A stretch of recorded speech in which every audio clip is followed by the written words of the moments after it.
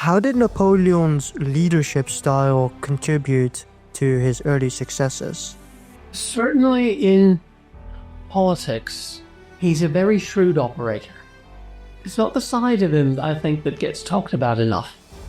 He was a military commander of questionable ability when he takes power, but he himself always admitted he'd had a lot of luck in the first Italian campaign. He'd come up against some pretty inept commanders, as he did in the second. But he'd shown how he could exploit that luck. Militarily, he knew what he wanted from an army. He wanted self-contained units, the core system, which won't really emerge until the Channel camps, but he's moving that way. He needed troops under good commanders, rather like Nelson at sea. Good commanders who we could count on to take their own initiative. I think one of his great strengths was, both in civilian and military affairs, was to choose good subordinates. Be loyal to them and let them use their initiative. And that shows in most of his campaigns. He made a complete mess of the Egyptian campaign. Complete mess. And he had to play that down. He had to live it down sometime afterwards. So there was always, among his fellow officers and fellow generals, a big question mark over his abilities after that one. In civilian life as well, and in high politics, again, he was very shrewd in the company he chose, the people he chose to trust, and the way that he could manage a committee. That's something people don't think about enough.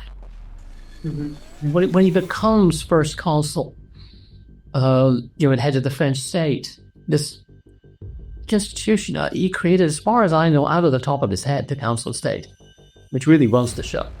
And he was brilliant at running it, because he wasn't bossy. Surrounded himself with good people, knew how to run a meeting thoroughly, knew how to take advice, knew how to ask the right questions, knew how not to offend people. He got people around a table and working in a room together who couldn't be in the same province a few weeks before. And he makes that work for years, often goes unremarked. And the way of working was to say, okay, we take a decision, we stick by it. No disagreements outside this room. You can say what you like in here. Whatever goes wrong, I carry the blame. The loyalty he inspired.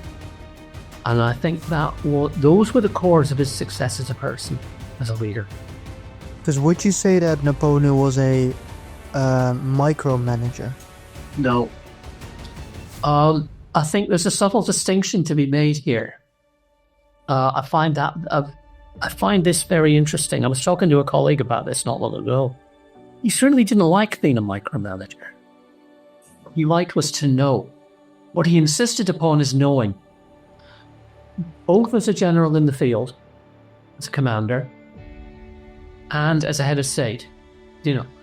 I need the information, I need you to keep in touch with me, and I need people to tell me what they're doing and why. If there's a problem, however local, I want to know about it. I'll decide what's important. But I don't want to tell you what to do day to day, that's why you're there.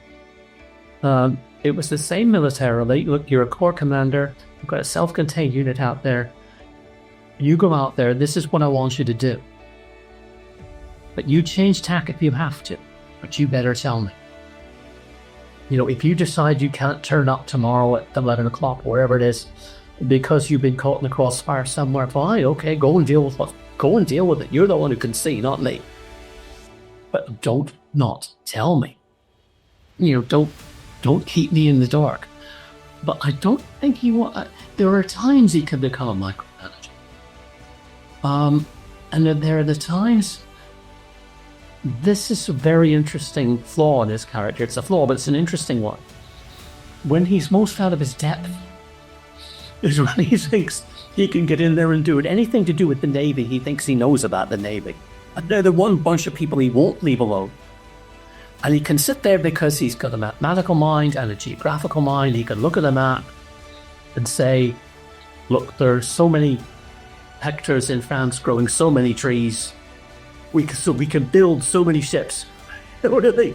And so, the boss, it's not that easy. There's wood and there's wood. No, there isn't. Go get me. You go and build me a navy, boss. Everybody called him boss. Everybody called him chef. There's wood and there's wood, boss. All wood floats, doesn't it? No, boss. But look, eventually he would see sense usually. But if the things he couldn't do, that he could get obsessive. Whereas the things he really knows about, no, I know what you can do with a cavalry division and what you can't. So you get on and do what you do.